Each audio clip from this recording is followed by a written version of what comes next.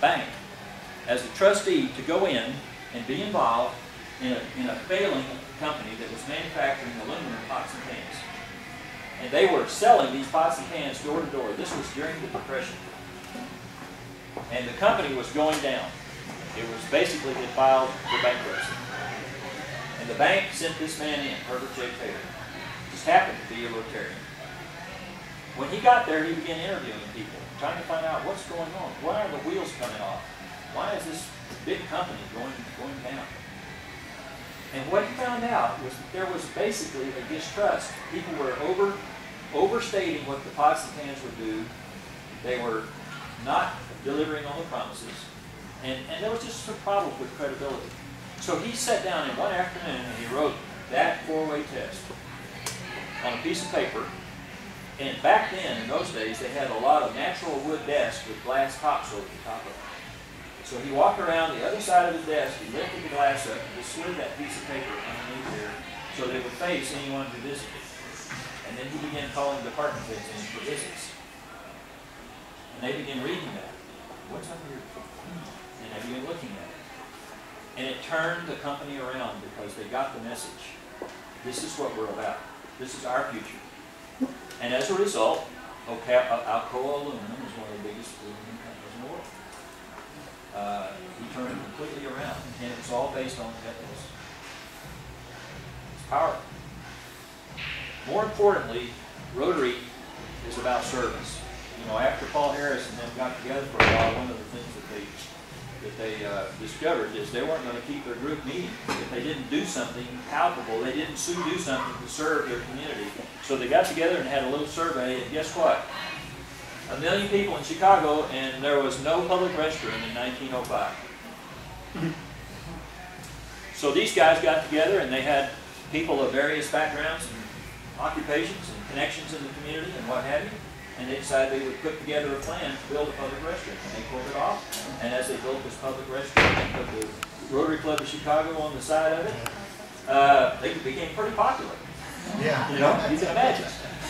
So, and then a group of guys were visiting from San Francisco and formed Club number 2. And the rest, as they say, is history. But it was until they turned their attention on service to others, they were just another group. And that's what distinguishes us.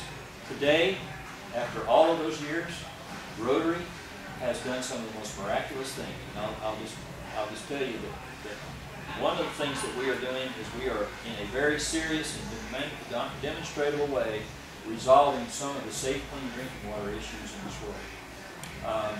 There are 1.2 billion people on the planet that do not have safe, clean drinking water. Right now. Every 55 seconds, a child under 5 dies from a waterborne disease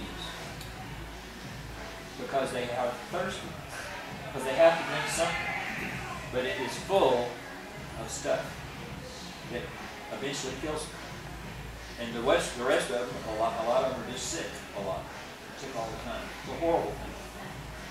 We have, in this district alone, been responsible for many, many water wells, filtration projects, and other things. In fact, in Livingstonia, Malawi, which was the reason Marilyn and I went over there in May of '08, in Livingstonia, Malawi, there is a plateau that collectively today has a population of various villages. Hi, have a seat here. My name's Dave. What's yours? Rowan. Hi, Rowan. Nice to see you. Thanks for coming. Has a current population of about 15,000 in various villages scattered out across this plateau. The plateau is almost a mile above Lake Malawi elevation because it's the place where you don't have to deal with mosquitoes because of the elevation. So they're all congregating up there, but they don't have safe water. What they have is an old spring that's been running forever from higher up on a mountain. But unfortunately, the missionaries who built this area, Robert Laws from Scotland, built this area and built a concrete trough way back when, 100-something years ago, built this concrete trough that brings water down. But unfortunately, as Marilyn and I saw as we hiked up to the source, the baboons and other animals are contaminating this water. So it's contaminated before it ever gets to the villages. what we have done is put together several Rotary Foundation matching grants where clubs like this, Rotarians, donate to the foundation.